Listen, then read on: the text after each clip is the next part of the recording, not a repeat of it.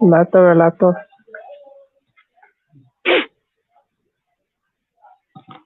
Satu mana mikrofon on tau.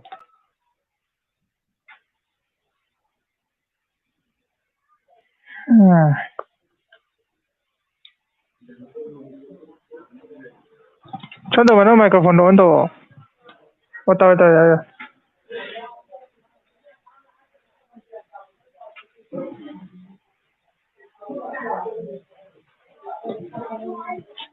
Chẳng nào tên là mình sử dụng. Hello mayam. Khulaiboy do ngarang mayum dagi hal mayum da lktre ye. Adana thengna biba yaoragadi mayamna kay tau biyo ba pau bibiro ba contact number do hore live lo ram matun da caption da hap charamge. Hoy mayum gi contact number do hore live lo ram matun da caption da hap charamge sana tam bawa khara ngango.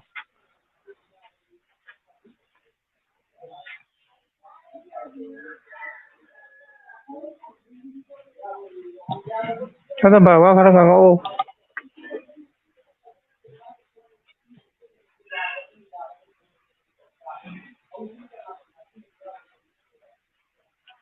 Tadre dam. Na microphone mo tham.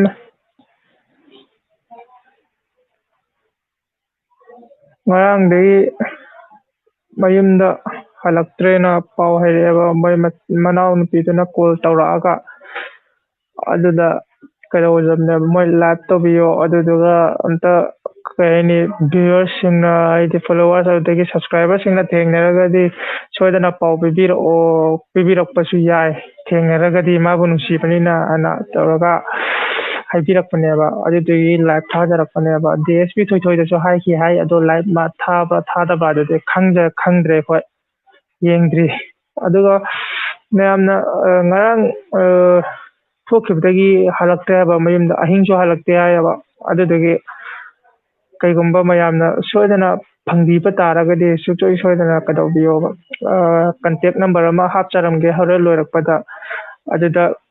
so call tobiraga haibiyoba makoi suchoi soidana lakani haire mafamduda si haigena mayamda live thajarakpani video so namda koire anauba video so suchoi soidana nama ani namge tawbuduna live suma oina thage tawbudo adudu matamje containment zone lawa yawba khotpa sumen tawbasida haide corona ni na ko kidana ko ako chatre nambasi video so koira thani hele namaktaba video se thani hele namaktaba na view su yamna yengna terite adudana dum tallaba namba khotpa se adugi neba mayamna kai kuma app phama se phangbiragadi mafam amada oisona amabu oisona app phangbiragadi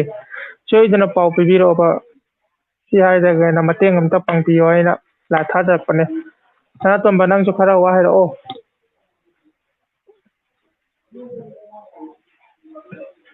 ngarang karam kanda thokhrino bro ngarang si adu matamdi khangre mase ayuktagi thokkibra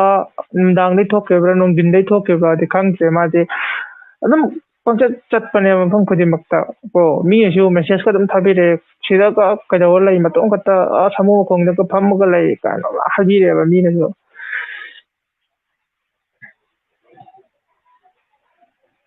kamane no adune haise mohammad silva adune ngasade haise kamane mangdino do ko khangde ha gyan ta de ha mangre ngarang hanjalakte ba mayumdagi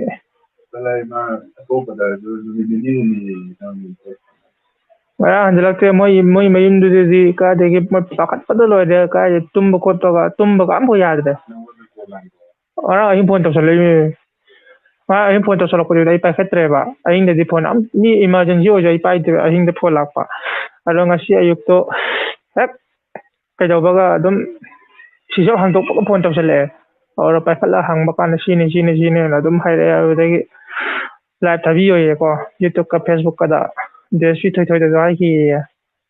अदो अइना नुंगाइते दना थाबने याम नुंगाइते खोइसे नुंगाइते उहन्नब खुलाई बोइदने मयुमने हंजलक्ते मांग्रेने सिदा light तौरइसे बोइका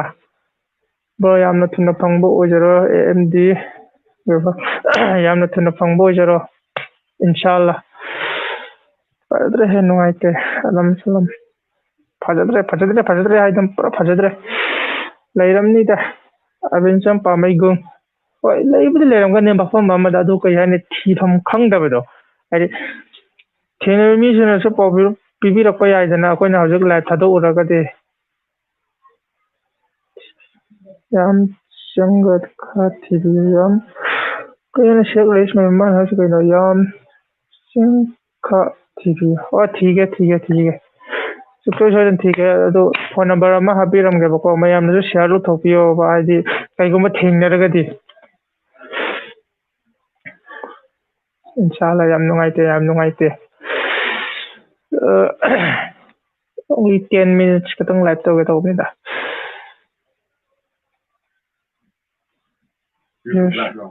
Facebook YouTube ꯐꯦꯁꯕꯨꯛꯇ ꯑꯃꯨꯛ ꯇꯧꯕꯅ ꯇꯧꯕꯅꯤꯗ ꯃꯌꯥꯝꯅ ꯁꯣꯏꯗꯅ ꯊꯦꯡꯅꯕꯤꯕ ꯇꯥꯔꯒꯗꯤ ꯁꯣꯏꯗꯅ ꯄꯥꯎ ꯄꯤꯕꯤꯌꯣ ꯅꯝꯕꯔꯗꯣ ꯍꯥꯞꯆꯔꯝꯒꯦ ꯁꯤ ꯍꯦꯛ ꯂꯣꯏꯕꯒ ꯀꯩ ꯍꯣꯔꯦꯟ ꯀꯦꯞꯁꯟꯗ ꯑꯗꯨꯝ ꯅꯝꯕꯔꯗꯣ ꯐꯥꯔꯁ ꯃꯣꯏ ꯇꯥꯏꯇꯜꯗꯨꯗ ꯑꯗꯨꯝ ꯍꯥꯞꯆꯔꯝꯒꯦꯕ ꯀꯩ ꯀꯦꯞꯁꯟꯗꯨꯗꯤ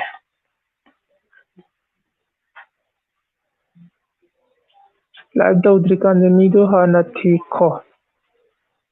ꯆꯨꯝꯃꯦ ꯕ꯭ꯔꯣꯅ ꯍꯥꯏꯕ ꯑꯩꯅꯗꯤ ꯍꯥꯏꯕꯅꯦꯕ ꯃꯈꯣꯏꯗ ꯂꯥꯏꯚ ꯇꯧꯗ꯭ꯔꯤꯀꯥꯟꯗ ꯍꯥꯟꯅ ꯐꯖꯅ ꯊꯤꯌꯨ ꯂꯩꯔꯝꯒꯅꯤꯅ ꯑꯗꯨꯗ ꯑꯩꯈꯣꯏꯅ ꯄꯥꯈꯠꯃꯟꯕꯒꯤ ꯇꯧꯕꯤꯌꯣꯅ ꯑꯗꯨꯝ ꯇꯛꯃꯜꯂꯕ ꯑꯗꯨꯗꯒꯤ ꯑꯗꯨꯝ ꯇꯧꯔꯛꯄꯅꯤꯗ ꯁꯥꯎꯕ ꯌꯥꯗꯦ ꯕ꯭ꯔꯣ ꯂꯩ ꯃꯌꯥꯝ ꯋꯥꯕꯤꯒꯅꯨ ꯊꯦꯡꯛꯌꯨ ꯋꯥꯍꯩꯗꯨꯅꯁꯨ ꯄꯦꯟꯖꯔꯦ ꯅꯨꯡꯉꯥꯏꯇꯦ ꯏꯃꯨꯡꯒ ꯅꯨꯡꯉꯥꯏꯅꯗꯕ ꯂꯩꯕ ꯖꯥꯠꯂꯣ ꯂꯩꯇꯦ ꯏꯃꯨꯡꯒ ꯅꯨꯡꯉꯥꯏꯅꯗꯕ ꯑꯃ ꯐꯥꯎꯕ ꯂꯩꯇꯦ ꯃꯥꯛꯁꯇꯨ ꯌꯨꯝꯗ ꯂꯩꯕꯅꯤꯅ ꯂꯧꯊꯣꯛꯑꯒ ꯋꯥꯗꯣ ꯉꯥꯡꯕꯤꯌꯨ ꯇꯥꯕ ꯌꯥꯗ꯭ꯔꯦ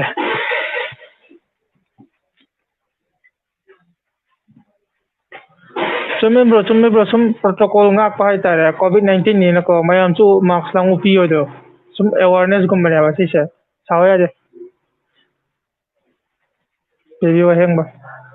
ꯈꯔ ꯊꯨꯅ ꯐꯪꯉꯤ ꯏꯟꯁꯥꯜꯂꯥ ꯐꯪꯕ ꯑꯣꯏꯁꯅꯨ ꯑꯗꯨꯒ ꯅꯨꯡꯉꯥꯏꯕꯤꯗꯦ ꯀꯝꯗꯧꯅ ꯃꯥꯡꯈ꯭ꯔꯤꯅꯣ ꯑꯗꯨꯅꯦ ꯉꯔꯥꯡꯗꯩ ꯃꯌꯨꯝꯗ ꯍꯟꯖꯜꯂꯛꯇꯦ ꯑꯍꯤꯡ ꯑꯗꯨꯗꯨꯅ ꯆꯨꯝꯃꯦ ꯃꯥꯏꯕꯝ ꯃꯆꯥ ꯁ꯭ꯇꯥꯔꯅꯦ ꯀꯃꯥꯏꯅ ꯀꯩ ꯄꯥꯔꯇꯤ ꯆꯠꯄ ꯑꯣꯏꯔꯝꯒꯅꯤ ꯃꯥꯒꯤꯗꯣ ꯑꯗꯨ ꯀꯗꯥꯏ ꯁꯦꯟꯅꯕꯗ ꯅꯠꯇ꯭ꯔꯣ ꯃꯥꯏ ꯋꯥꯔꯤꯁꯦ ꯀꯣꯏ ꯆꯠꯄꯅꯦ ꯁ꯭ꯇꯥꯔꯅꯤ ꯒ꯭ꯌꯥꯟ ꯃꯦꯟ ꯇꯥꯕꯅꯦ ꯅꯠꯇꯦ ꯃꯥꯁꯦ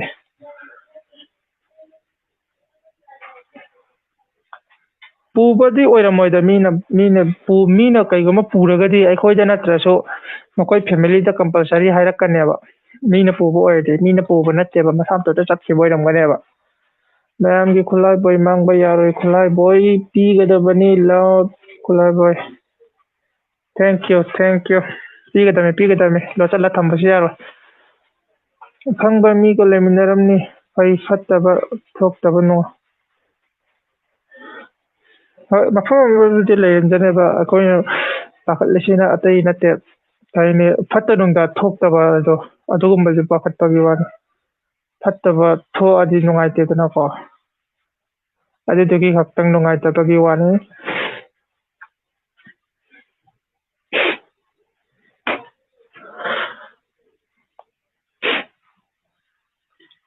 ꯃꯌꯨꯝꯗ ꯃꯌꯥꯝ ꯁꯣꯏꯗꯅ ꯊꯤꯕꯤꯔꯛꯑꯣ ꯃꯌꯥꯝꯁꯨ ꯊꯤꯕꯤꯔꯛꯑꯣ ꯍꯥꯏꯗꯤ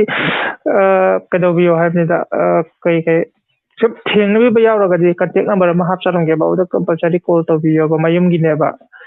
ꯃꯌꯨꯝꯒꯤ ꯅꯝꯕꯔꯅ ꯗꯥꯏꯔꯦꯛ ꯀꯣꯜ ꯇꯧꯕꯤꯌꯣ ꯈꯨꯗꯛꯇ ꯑꯗꯨꯝ ꯄꯥꯏꯈꯠꯂꯛꯀꯅꯤ ꯑꯦꯅꯤ ꯑꯟꯅꯣꯟ ꯅꯝꯕꯔ ꯑꯣꯏꯔꯁꯨ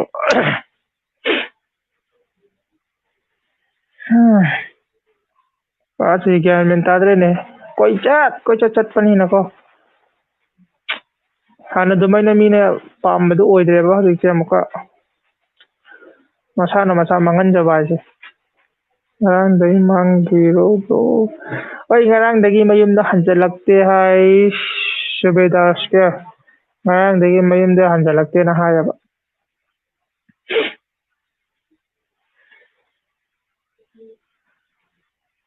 ꯆꯠꯈ꯭ꯔꯗꯤ ꯅꯨꯄꯤ ꯆꯦꯟꯕ ꯑꯣꯏꯔꯝꯅꯤ ꯀꯗꯥꯏꯗꯩ ꯋꯥꯅꯣꯗ ꯋꯤꯁ ꯅꯪꯒꯤ ꯅꯨꯄꯤꯒ ꯃꯥꯅ ꯆꯦꯟꯒꯗꯕ ꯅꯨꯄꯤꯗꯣ ꯋꯥꯔꯜꯁꯤꯗ ꯄꯣꯛꯇ꯭ꯔꯤ so sad hearing Khulaiboy lost ꯂꯣꯁꯃꯛꯇꯤ ꯍꯥꯏꯕꯗꯤ ꯌꯥꯗꯦ ꯑꯗꯣ ꯐꯪꯗ꯭ꯔꯤꯕꯅꯤꯅ ꯐꯪꯗ꯭ꯔꯀꯥꯟꯗ ꯂꯣꯁ ꯆꯠꯂ ꯍꯥꯏꯒꯗꯕ ꯇꯛꯇ ꯀꯥꯏꯗꯅ ꯇꯦꯛꯇ ꯀꯥꯏꯗꯅ ꯐꯪꯕ ꯑꯣꯏꯁꯅꯨ आमीन अमन सलाम इंशाल्लाह टेक तकादना फंगबो ओइसना